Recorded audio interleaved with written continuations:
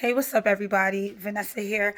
And today's Mindful Monday message, real quick, is to pray before we complain. Pray before we complain is something the Lord had to minister to me because I have a myriad of things going on in my life that I could easily complain about. In the midst of my complaining, the Holy Spirit simply said to me, "Well, did you pray about it?"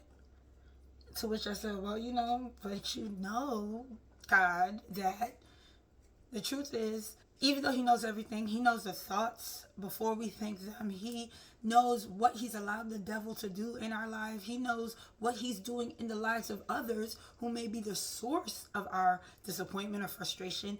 God knows everything, but he delights to hear our prayers. There is a psalm that says, about to complain, but you know what? I'm going to just say, Lord, please let me continue this without Percy going off.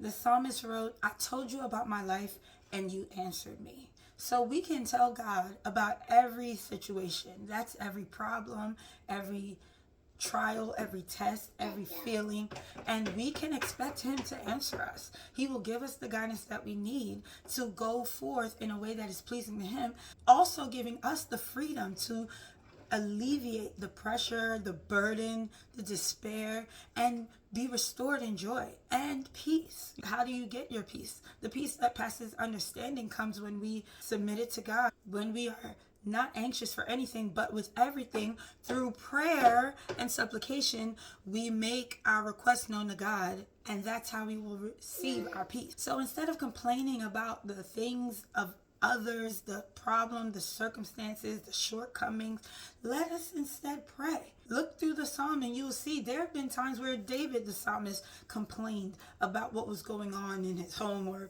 with his enemies. But then there were times where he acknowledged that the Lord was his light and his salvation, that he had nothing to fear.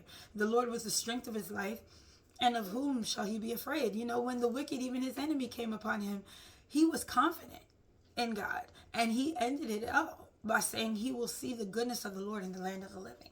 So I want to encourage you today to bring all your cares to the Lord. Cast your cares upon him because he cares for you. And in doing that, you will develop a practice that leads you closer to God. I'm going to ask you this. With all those things you're complaining about, have you prayed about it? God bless you.